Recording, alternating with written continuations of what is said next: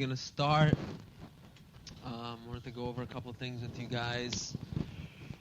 First thing, I wanted to mention about the Rutgers CPA. You guys asked to get more links and more idea about that, so I talked to them the last couple of days, Connie, and she sent you guys a link, I understand, to the Rutgers CPA materials. We just login information. So you guys, was anybody able to actually log in there and see what's going on? Try to do that if you can, because I think it could help you also. It's like, essentially it's like a book resource and a video resource to help you get through these materials in another, a different way, right?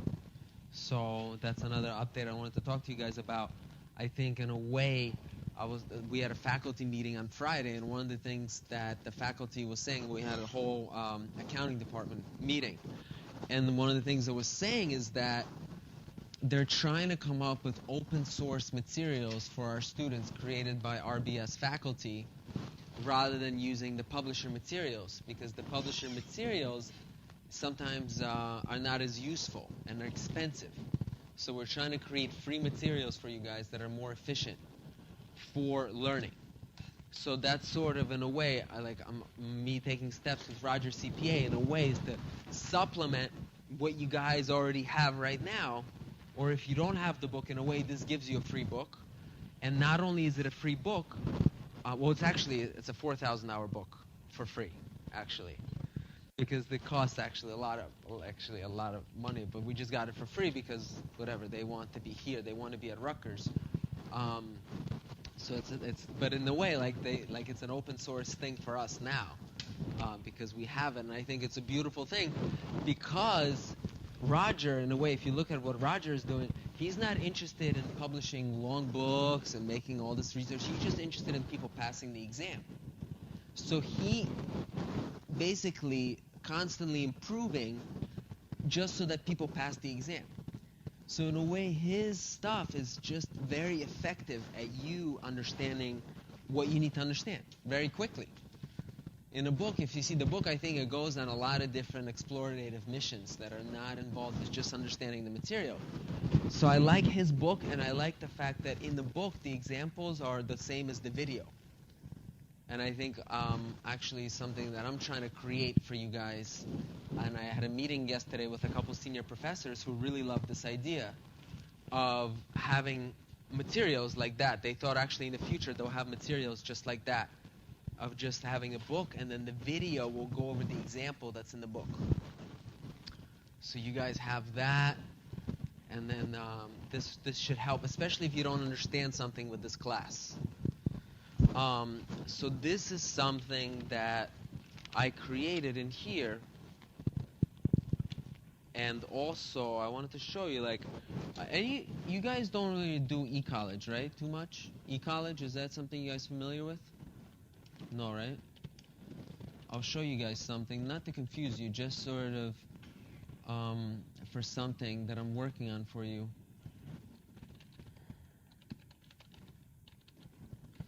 It's our Rutgers online platform for online classes. And I don't know if you got an email about it, but what it is what I started creating in here is sort of an exam review for you guys. I believe you're already added into this. You probably got an email that you were probably like, whatever, this is something. But in a way, you just log in with your net ID. There's really it's very seamless. Like, you just put in your net ID and you're there.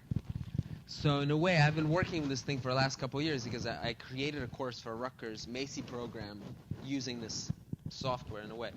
So I'm using it for our class as a supplement. Like, the handout that you have is actually something that lives here.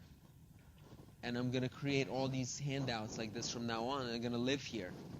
And I'm planning on filming the examples that are in these handouts. I'm planning on filming them on the static board so that you guys will have both the video and the handout in here. But that's something I want to give to you guys in about a month for the final exam. So you basically have some material that's there consolidated in one place, and hopefully with video. But you guys sort of have this. But if you can test log in, if you find that email or whatever, like try to log in there, I would love to hear if you're able to get in there. Because I'm building this thing up to be like an exam review, in a way. What else is going on? PowerPoints. I have your PowerPoints. They're beautiful. Great use of color, guys. Great use of design. I really see like the effort. You guys putting a lot of effort into it, and like it really shows. Like you guys like really like.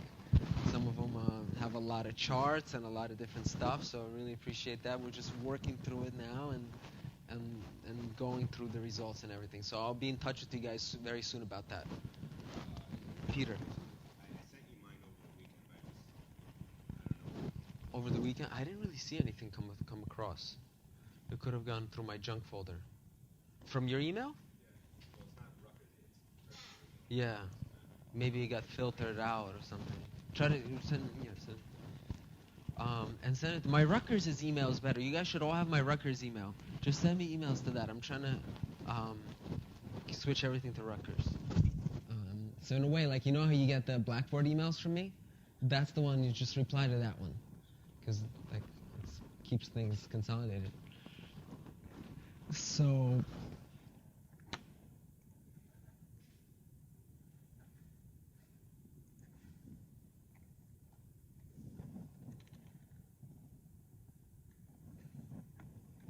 So I wanted to go over it. Did you guys have questions on Chapter 9 homework, or was it totally good, totally easy, clean?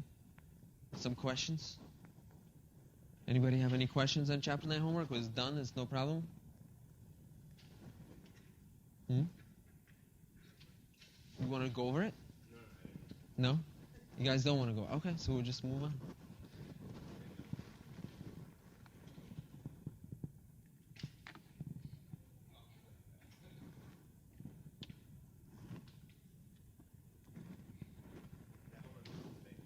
Yeah. No, it was due tonight. It's due tonight after class. Tonight by midnight. What does that mean? Like. So we'll go over very briefly. We're gonna go over very briefly. So I just wanted to see how you guys feel about the homework. So for number 7, were you guys able to get the number? This is also a chance you guys to participate, especially people who email me a lot with different ideas about different things. This is like, what, like, does anybody have a, what? B? B. Boy. Edward. David. David? Edward. Edward. Okay. Okay. So how did you get the Edward? Yeah, Abraham.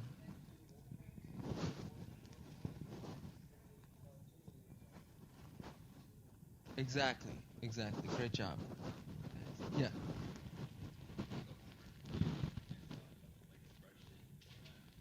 I would like it in Excel. I mean, I would prefer, not that you have to. You can choose how, but in a way, Excel is better. Yeah. In Excel. Yeah. That's fine, yeah. No, everything is okay. You can do it whichever way you want to take pictures. You want to take pictures of you solving it on a napkin with an iPhone and send the pictures. People do that. That's fine. I don't really like... I'm just saying Excel. I like Excel because you can sort of... in a way, like, I'll tell you why I like Excel, because I know you guys like to think of the easiest, most, like, instant thing, but in a way, like with this question, I did 2 million times 1.2, and I got 2.4. But I also I was able to do with Excel the notional times the rate with all the dates, so I see the gain-loss progression. You know? Because of course, say you know that it's 2.4. That was easy. But if a question goes one step forward and asks you what was the gain in the first or loss in the first month, and what was the gain-loss in the inception to date? You know, so the gain in the first month was this was 20,000, because you went from 2.5 to 2,520,000, and then you went down to 2,400,000. So you went down by 120,000. So you went negative 100 altogether. So in a way, if you do Excel, I want you guys to get a little bit more comfortable with just deciphering the whole problem rather than looking at it very linearly, which is like, what is he asking, right? Because that's sort of, in a way, like, it should be like more about the concept. But you can still, like, you know, like, do it your own way. I highly encourage you guys, like, finding your own way to document this work. So what's the idea? So what's the next one? What about number 9? Edward again. E. Great job. Everybody got that one. So, like, how come? Anybody know? Anybody can explain what, like... Mike. Yeah. This is... Yeah.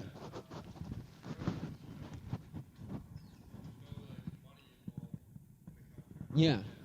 There's no money involved in the contract yet. Exactly. Exactly. Anybody else want to add to that?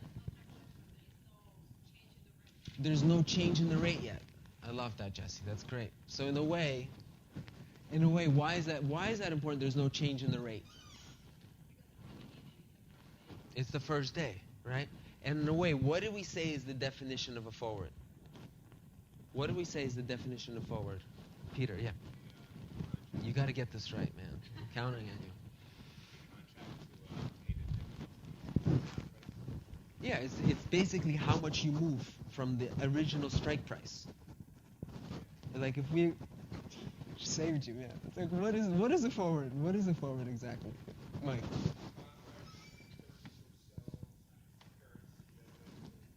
It's a contract to purchase or sell a currency at a later date. That's sort of the face of it. That's sort of the legal agreement.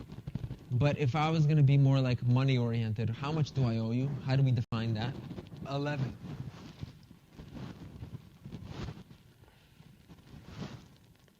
David? D? So we have 3, so you're saying 200 loss for 2013. For 2013, it's a loss of 200? Just, assuming a forward, so there's no forward, so we're just here. We're just in this realm. So 200, everybody get 200? It's okay, right? Because you go from 9,200 to 9,000. Right? If you go to 9,200 to 9,000, you have a $200 loss, in a way, right?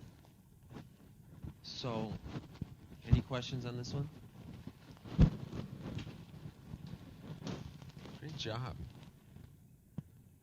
You guys are acing the homeworks. It's like very nice. Like, what about number 12? Number 12, guys, what about there's a forward? Is there, we basically had a forward at 98 and a spot at 92, and was there a premium or a discount?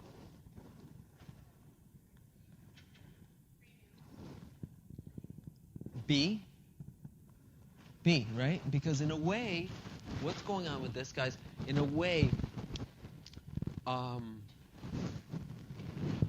when you're saying that the spot, it's like we have, if I'm gonna get 10 million Korean won in a spot market, how much is it gonna cost me on December 16th? 9,200, right? If I want to get 10 million Korean won, 9,200, right? If I want to get 10 million Korean won in the forward market, how much is it gonna cost me? 98. So they're charging me more for the Korean won in the forward market. Right? Why is that? Why are they charging me more?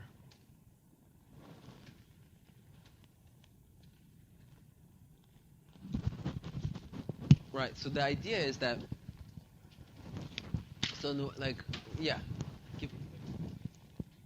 they're expecting the rates to increase in a way like they're expecting the Korean won to outperform. They call it to outperform the US dollar in the next 3 months.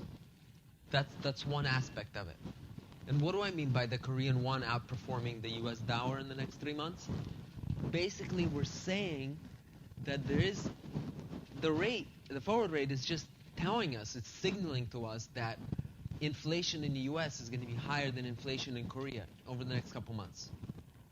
Because listen, if we were saying if the forward rate was 0.0088, and then the forward rate we get like 8,800, like it's getting cheaper. Basically, they're telling us, listen, inflation in Korea is about to spike up. So obviously, like, I'm not going to be buying these Korean wons at a higher rate. I'll be buying them at a lower rate because U.S. dollar is going to be getting stronger. So in a way, there are two pieces. One is the expectation of the inflation in the foreign country, and the other is the time value of money. Because if you're agreeing to set, you're definitely going to get 10 million Korean won in 3 months. We also have to discuss this whole idea that, okay, how much would it take if you invested in 10 million Korean won in Korea right now? How much money would that actually accumulate? Right? Because in Brazil, the rates are 10%. In 3 months, you can make like 3% just holding your money in the bank.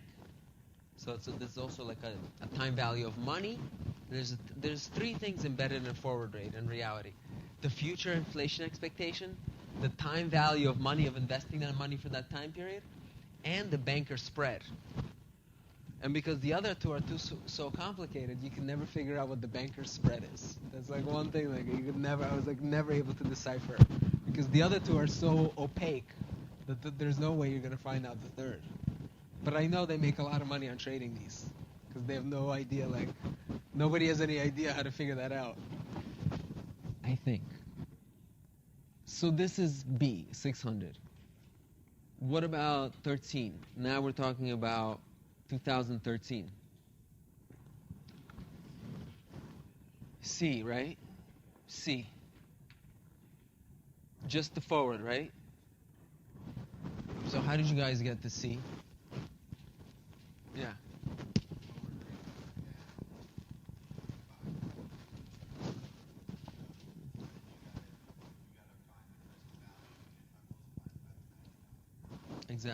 Exactly. So in a way, we sold parts to a Korean company and we were receiving 10 million Korean won. So we had an asset in Korean won. So we opened up a liability in Korean won by agreeing to sell 10 million Korean won in exchange for USD. So we agreed to sell the Korean won for $9,800. And now the news come in and it says, listen, other people are selling the same amount Korean won for $9,300.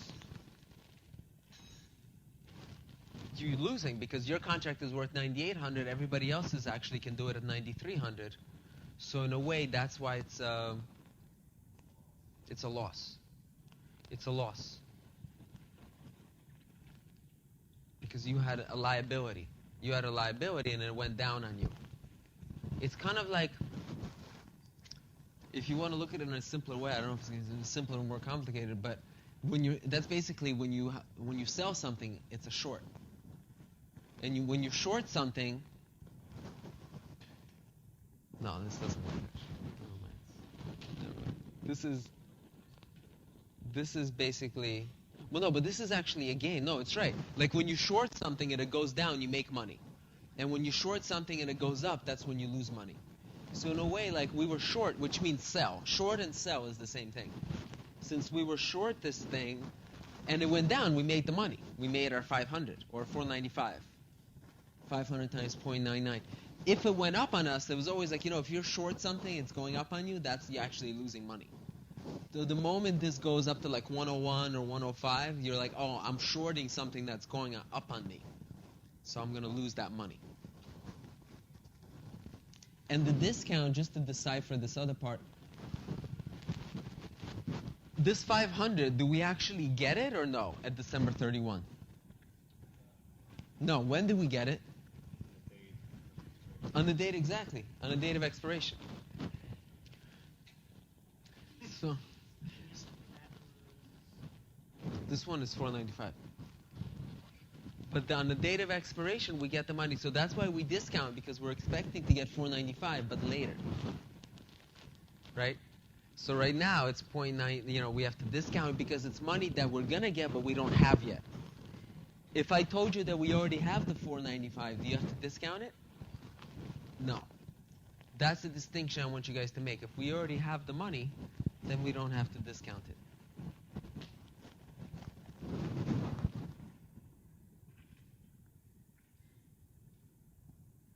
Is it an asset or a liability?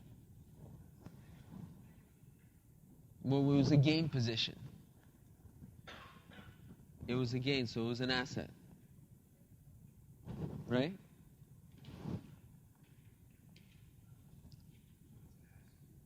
Yeah, it's an asset. Yeah. A, guys.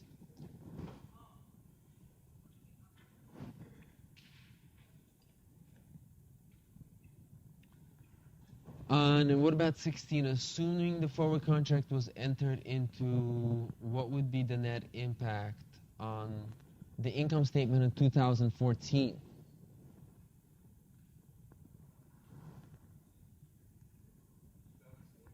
Yeah, in 2014. So in a way, I'm just talking about this piece now.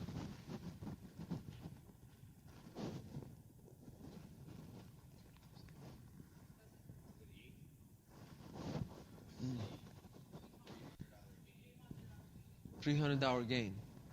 $300 gain, right?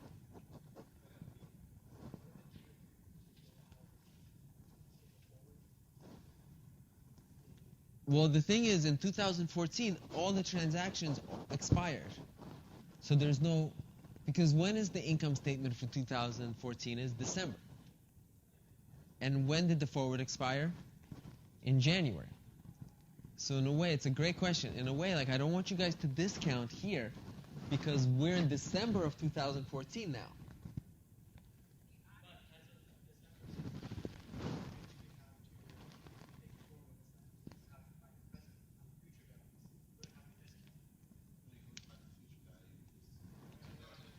But this, we're talking about the income statement from an accounting perspective now. Think about it. If we're in the income statement, we're putting the accounting hat on, and we're saying, where are we? We must be in December, unless we're accountants, so time travel. But, no, I hear you. But this is, in a way, 2014 income statement.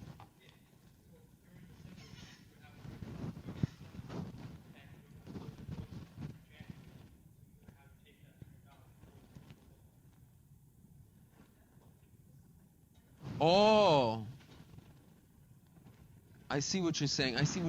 But I wouldn't go that far. I see what you're saying. I would keep it at I see what you're saying. I would keep it at 300 because in a way, we don't do forward sort of future value of monies.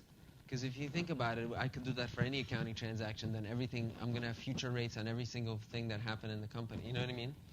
It's just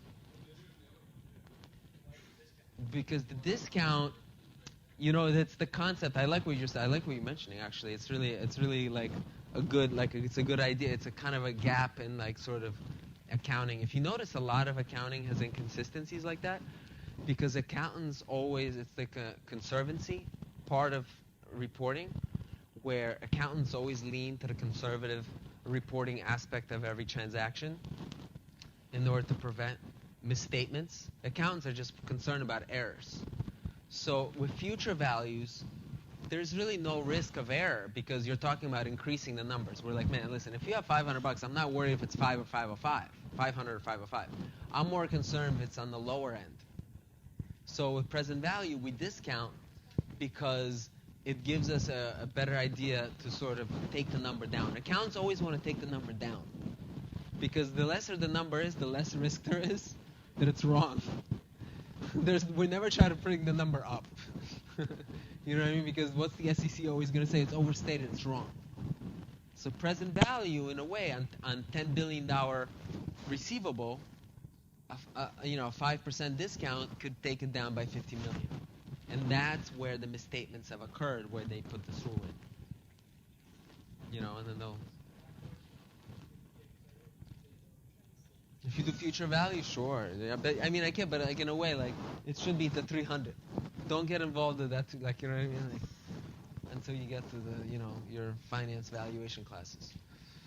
So the idea, So this is, we got this one, right? Anybody, any other questions on this? What about 17? 12,000, right? 12,000. Great. This one should go on the test, right? This should go on the test. It's like a nice long question that takes like 3.5 seconds to decipher. It's like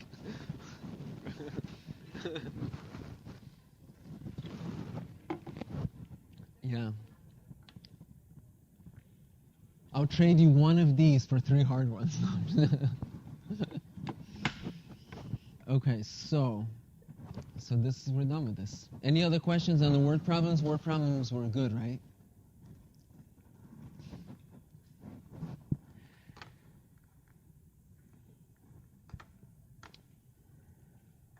Perfect timing.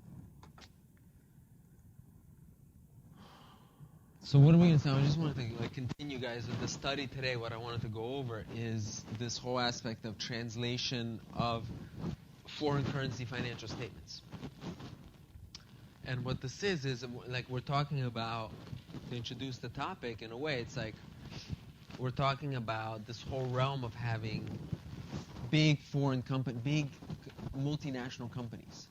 And what's going on right now in the world is that a lot of these multinational companies like Coca-Cola or Procter & Gamble, Hewlett-Packard, Cisco, Microsoft, they have subsidiaries in basically every region or every big country. Very common. So in a way, we've been building up this whole semester, one class after the other, to reach this point where we could do a full foreign consolidation of financial statements. So how do we start that? We looked at business combinations first to get into that flow of things. And then we looked at foreign operations. And now we're combining everything together to bring over the business combination and the foreign operations, and now basically translate all those financial statements together into the U.S. company, right? So how does this actually occur in practice? Like, in a way, like, if you work on big audit clients, like if you're, going to be working on Big Four and you work on a big audit client, a lot of times they have an audit team in every single country, in every single location. So if you like traveling, that's perfect. So that's the idea. So basically, what do you do there? You audit the subsidiary. And then you translate the subsidiary over into the U.S. So that's what we're going to learn today, is how to do that. Like, what is the idea?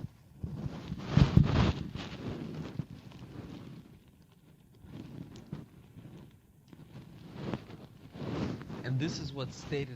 All these ideas are in the handout as well that I gave to you guys, sort of something that to follow as we go over this, like the definitions. It's very definitional in a way before we get into the mechanics of all the numbers. It gets very numerical. If you need a handout, there's more handouts I can give you. I have up here. Yeah. So that's basically what's going on here. In a way, we're trying to create worldwide financial statements. And we're looking at that by consolidating all the subsidiaries together. And they're all in foreign currencies.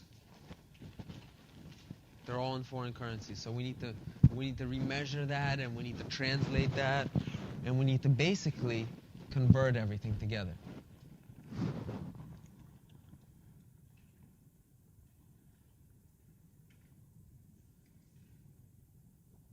So in a way, we have two translations. We have two methods that we can do that in.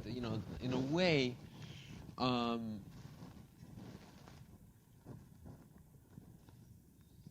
a way, it's like there's a story that the book describes when you go into the textbook, like a scenario of what's going on here.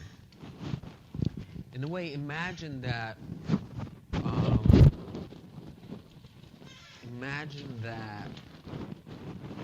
there's a U.S.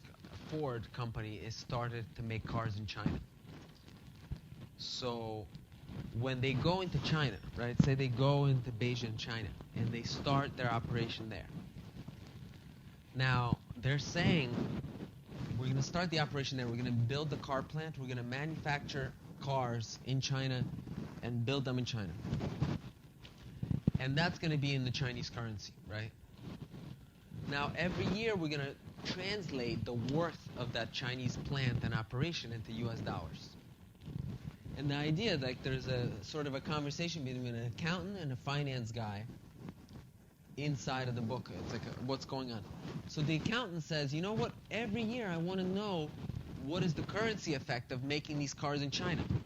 If the Chinese yuan becomes more valuable to the dollar, I want to see that reflected in the U.S. financial statements.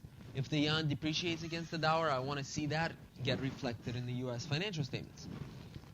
That's what the accountant's saying. And the finance guy is saying, listen, man, I don't care. Like, we own this Chinese asset, and we're not selling it anytime soon. I don't care what the Chinese currency is moving, whichever way it's moving. I don't care. I don't want to have that realization on the financial statements because we haven't sold it yet. It's clearly only going to affect us if we sell it. Because think about it, your plant is in China, in Chinese yuans. And you're in the US. The Chinese currency can move around all over the place. It's not going to actually affect you. Because what do you actually have? You have a plant there. The currency part is only going to affect you if you ever sell the plant. So that's the conundrum, is the idea of realization versus non-realization. And that's the conundrum of being like, wait, like, why am I changing this thing constantly if it's not actually affecting me? As opposed to the accountant saying, listen, from a GAAP legal perspective, we have exposure to Chinese currency through owning these plants in China. So if we don't report the Chinese currency depreciating or appreciating, we're in non-compliance with the SEC, with GAAP, with FASB. Because we're reporting numbers that are not correct.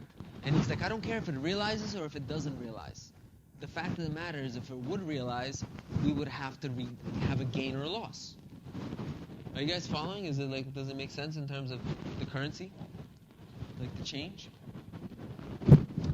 So, in a way, what the FASB and the GAAP is leaning to is the accounting, obviously the accounting side, which is saying we should have a translation adjustment every year.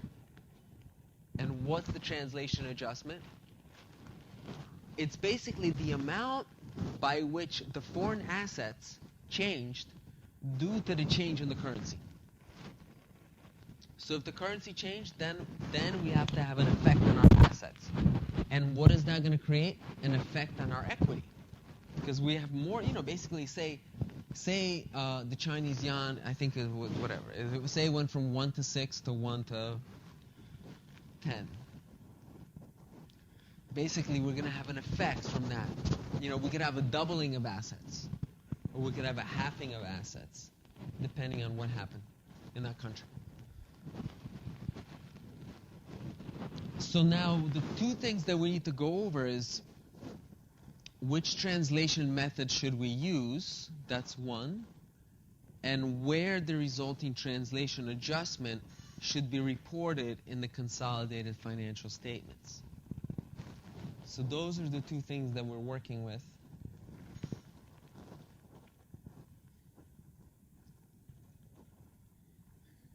And the two major methods that we're working with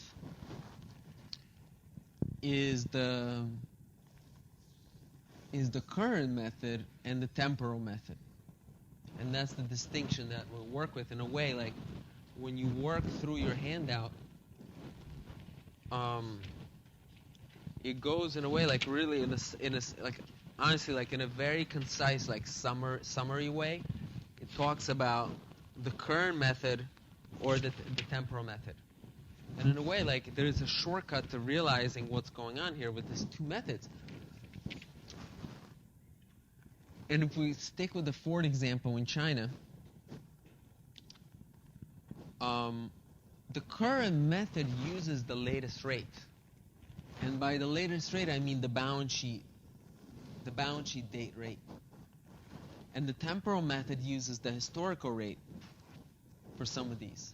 So in a way, which one, if I own a manufacturing plant in China, which method would create more volatility in the earnings, like in what's going on? The current, right? Exactly, the current. Because the current one would report, like, you know, if you're making cars, you're going to have a lot of capital expenditure, a lot of capital investment, right? Maybe $5 billion out there. If you apply a small rate change to $5 billion, you're going to have a big income effect. And this is why, in a way, like if you ever work with this in practice, the numbers with this are staggering. Because once you start translating plants and you apply a rate to it, the smallest rate change causes like $1 billion gain loss. So there's not a lot of things on the income statement that will show up as $1 billion outside of translation. If you look on any multinational company, you'll see translation, a couple billion. And that's huge. It's huge. In a way, that's always it's sort of a sensitive area because the numbers are so huge. So a lot of people obviously will look at that. And also try to use whatever they can to smooth out this pain of losses. If you have losses, you want to try to smooth it out. By that I mean reduce it.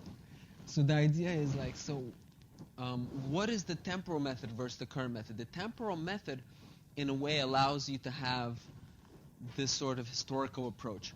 And the current method is going to give you the current approach. But I want you guys to look at it as which one will create more volatility in your earnings, so you understand the purpose of each method.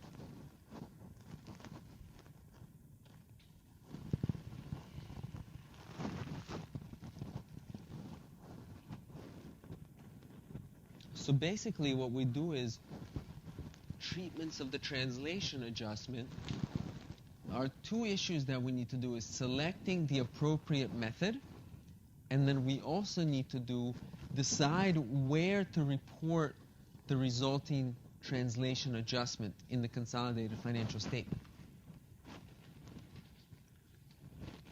Selecting the appropriate method and deciding where to report the resulting translation adjustment.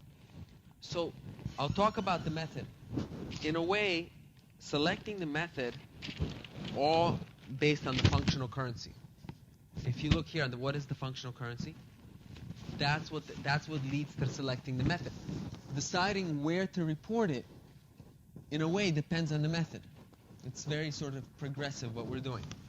So, anybody know what's a functional?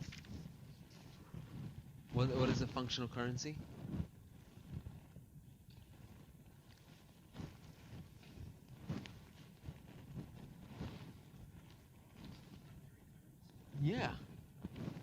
Yeah. It's the primary currency. Great, Sherry. So in a way, it's like, no, but it's like the currency that you use, it's the currency that you use to, the one that you're using the most. Honestly, like, there's like all these charts and all these numbers, but in the way I see it, it's the currency that you use, like really, like you're using the most for your business. So if you're, for example, Chinese, like the two examples I was just using, like in the last class, in a way, I think it makes sense.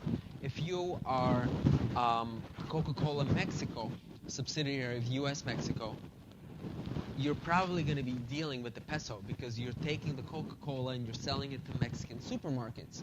So you're going to be getting pesos. You're dealing in peso mostly. If you are like a Goldman Sachs in Zurich or Dubai, it's basically just a shell company to operate and get deals from those cities. So you're actually still going to generate USD business and you're going to pay those guys in USD dollars. So even though it's like a Dubai location, Dubai company, its functional currency will be in US dollar because those guys operate like they're literally like those companies from the Emirates are paying USD to Goldman, and the guys there are getting paid in USD. So it's like in a way they're not even dealing with the local currency. So their function, even though they're in the Emirates, their functional currency would be US dollar. As opposed to what I'm saying, like in Mexico, this company clearly transacts in the peso because they're selling Coca-Cola to supermarkets, and they're receiving the peso. So you know what I mean? It's basically which currency is most coming through your ledger, in a way. And it could be both. Like it could be both. And if it's both, then you look at some of these percentages that are a little bit more complicated, right? So what is the like? So if the functional currency, is U.S. dollar, then we use the temporal method. So in a way, like Goldman in the Emirates, we basically would say, oh, it's temporal method. It's a temporal method. We just use that. If it's foreign currency, that the functional currency of the subsidiary, then we would use the current rate method. So in a way, with Coca-Cola Mexico, we would just say it's current rate method, because the functional currency is the foreign currency. And now, if you know which method you're using, then you would know where to put the translation adjustment. Because the translation adjustment would just go, it's like a gain-loss in net income. So if you're using US dollar as the functional currency, and then the translation method you're using is the temporal method, then your gain-loss is in net income. It's realized right away. If you're dealing in the foreign currency, then you're going to use the current rate method. And then you're going to have the separate component in OCI. Anybody have an idea in a way, like why are they having US dollars use temporal method?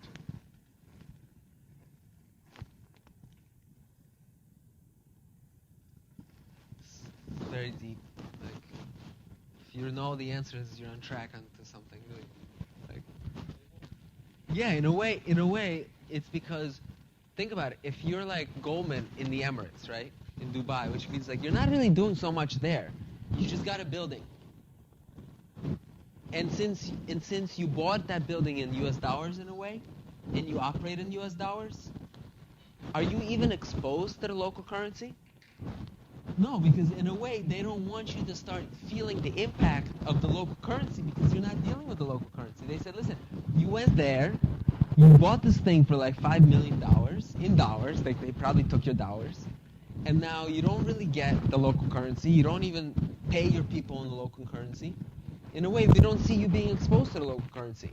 So if I started looking at your balance sheet and it said, oh, you're a foreign Emirates Dubai subsidiary, but I'm not going to make you translate all your assets at the current rate.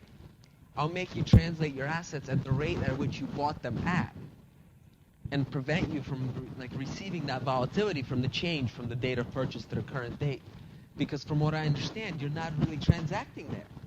So I don't really see you being exposed to the risk. I'm not going to make you suffer the volatility if you're not exposed to the risk. As opposed to the current rate method, it's like I see you running your business in the peso. I see you buying the bottling plant in the peso. So we've had some peso volatility this year. I want you to experience that volatility in your assets because I understand that, you know, in a way, like if you had to sell these assets, I understand that you would get pesos.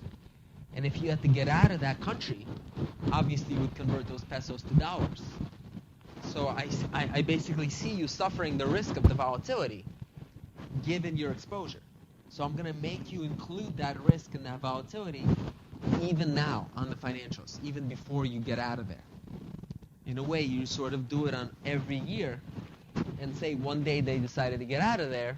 It's not going to be like a one big change. It's basically going to be like, oh, okay, we already included all those peso changes over the years if we ever had to sell from Mexico.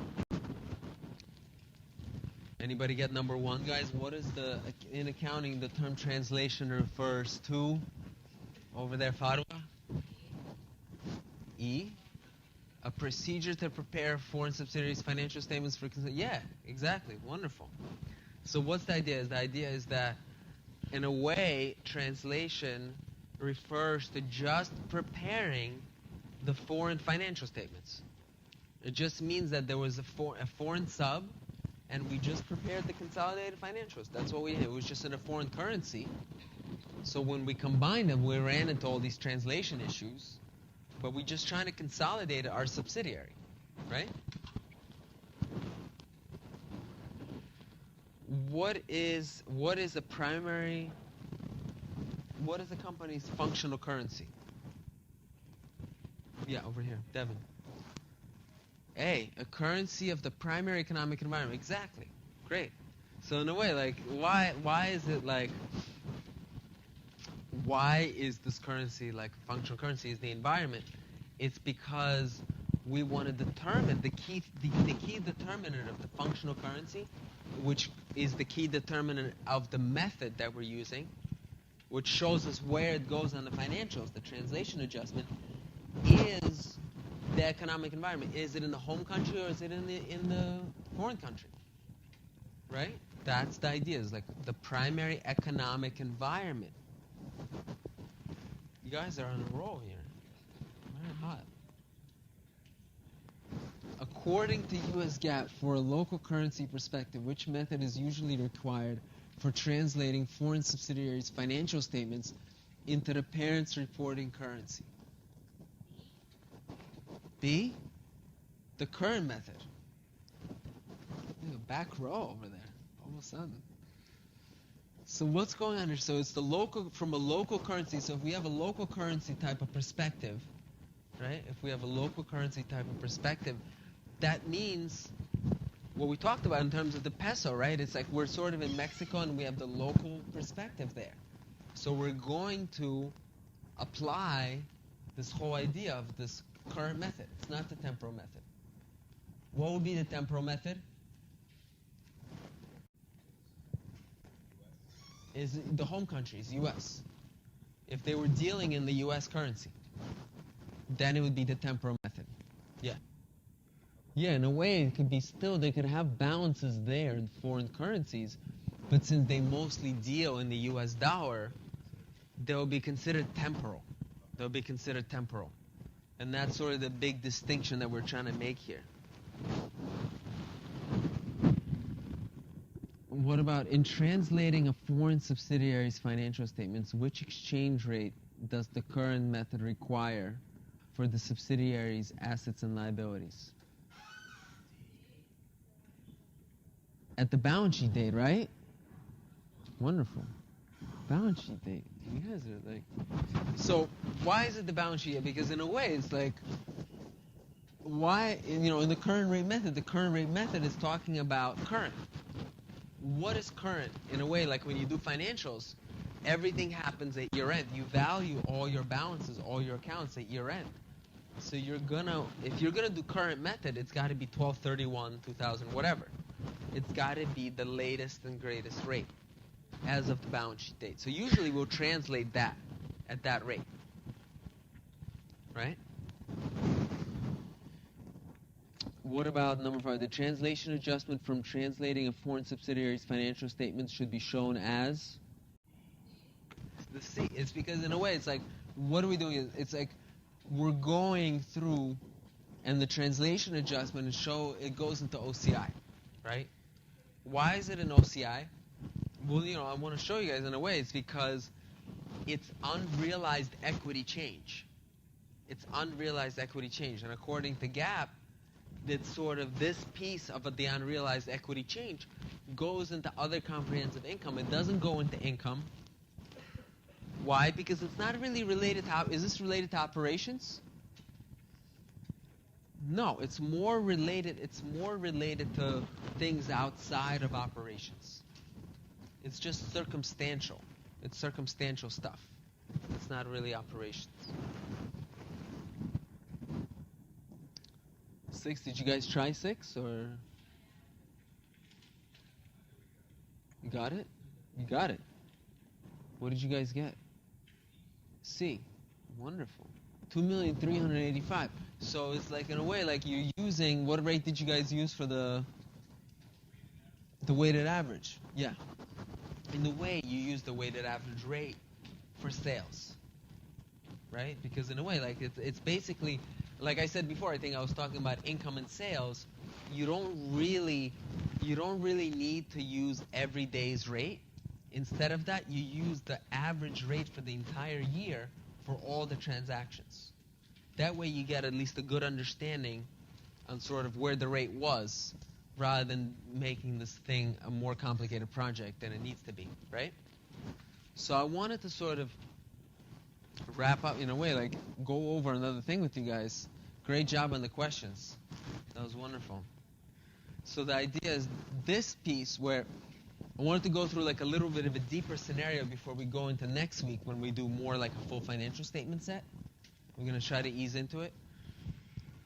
And in a way, so I wanted to just ask you, if I'm a U.S. company and I have a subsidiary in Europe, this is also in your handout, by the way. It's written out in the example on the bottom, on the more of the handout. So the idea is that if I had a new European subsidiary, right, and this subsidiary, I got it in the beginning of 2014, and this is the end of 2014.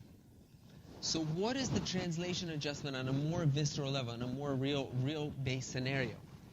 So if this company, I'm a U.S. company, I opened up a branch in Europe, and all I did was I issued equity for €1 million over there, and that equity, I just kept it as cash. I never did anything with it. So I went, a year went by, and I went, I had $1 million in the beginning, and I had $1 million at the end. But the rate changed. The rate changed from 1.25 to 1.35. So in a way, now that you're translating these assets, what is going to be the translation adjustment? Right? In the beginning of the year, the subsidiary's U.S. equity was what? 1,250,000 in USD. At the end of the year, even though nothing happened, the USD equivalent equity of the subsidiary is 1,350,000. So in a way, we had no operations at the subsidiary level, but we ended up with more money. Nice, no? Right? So I wish everything was like that. We didn't do anything. We didn't do anything, but we ended up with 100,000. So 100,000, like why? Like so, what do you call that? It's exactly. It's basically a translation gain. So if you look at that, if you look at this example, it's also in your handout. In a way, you're combining what you did last week with what we're talking about now, because you're actually going into the subsidiary now. You're trying to figure out its equity, and then you're translating that back to U.S. dollars. Now imagine they had a whole balance sheet and a whole income statement. It would be a little bit like, I'm just showing you what if it was like if it was just one account. In the book, you see it has the full 10 accounts or 20 accounts. And then as you imagine, you have to translate every single one and try to find out where was the adjustment. And that's what we're going to try to do on Thursday. But in a way, like for right now, just so like what we just did, what we just talked about in the PowerPoint, if you just apply that to a very simple example, you get the $100,000. And we call that translation gain. We're using the current method, and we're putting that into our financial statements as the parent. And that's the financial statement impact, is the $100,000. In a way. Like that's like a big part of it. So, and then the distinctions that we'll have to make in working through this chapter over the next couple lectures is which assets do we translate at which rates? Is it going to be the historical rate? Is it going to be the current rate? Is it going to be the average rate? Right? And that's basically what you will be applying to different accounts in this sort of atmosphere of these financial statements, right? So in a way, there's going to be a lot of in the text, if you open the text with this, there's a lot of information about different rates. And I would say in the shortcut, you sort of use the handout also, like in a way, there's only 3 rates that you could possibly use. It's the December 31 rate, which you use for all balance sheet accounts for the current method. Why? Because that's the latest, the current rate. The historical rate, which is the rate that you use for the balance sheet for the temporal method, for the assets that are long-lived assets like property, plant, and equipment. So that's basically current rate or historical rate. And historical rate, they'll give that to you, right? And then the last one that you use will be the average rate.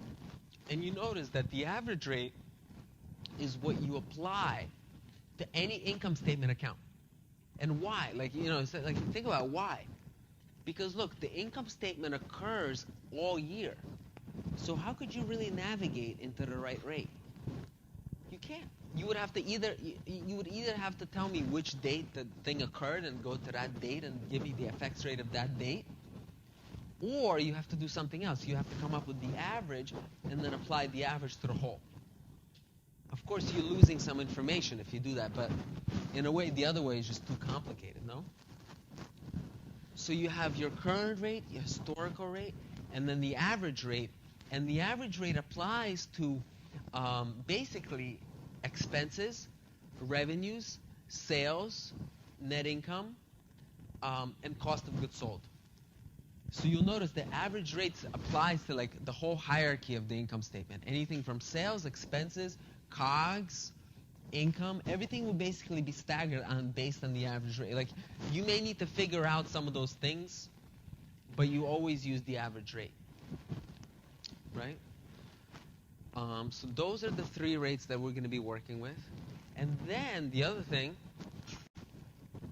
for now until Thursday, the main thing to focus with, I would say, work with the study guide and I posted the homework questions, which will be due next Tuesday, that you could really work with in the meantime until Thursday. And in the meantime, I think before we get into this whole broad financial statement thing on Thursday, I want you guys to really just work with the definitions and really work with understanding what is the functional currency and how the functional currency leads to the selection of the method. Now, if you understand what method you're in, I want you to be like, okay, then where am I putting the translation adjustment on the financials?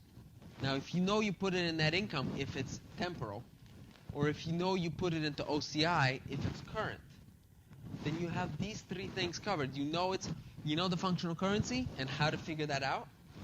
You know the translation method and how that affects the financial statements, right? If you have that down, then this chart will become handy as we start getting into heavier computational problems, right? Then use this chart to your advantage. Print it out or use it in a way to your advantage, because if you understand those two other things that are, and I think you guys pretty much almost there, you can basically grasp which rates to apply. And that will sort of be the game with this chapter. In a way, like at the end of the day, if you're comfortable with the method and how you select the method and what rate to use, the questions, if you notice, like in the file that I posted, it kind of boils down to which rate should I apply, right? We're not going to go through in a way the book has this whole huge example there on going through a full set of translations. I'm not going to go there with you guys. This is going to be more of a surface level exploration with this chapter, and we're going to move on to partnerships without getting into a whole set of translations like the book does, because I was looking on the CPA exam and it's not covered in such a deep way like the other ones we've done. So we're going to do just basically more of an informational level review, and also then jump into the experiential with the questions. So I would highly recommend working with this chart to make the problems easier.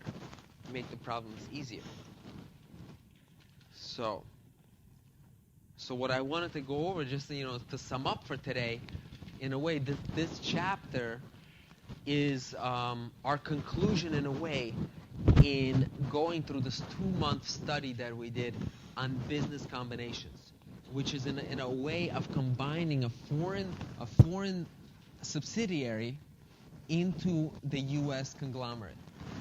And we went through the business combination, the foreign operation, and now the foreign consolidation. And this is sort of, in a way, a big part of GAP, where we do combinations with foreign companies.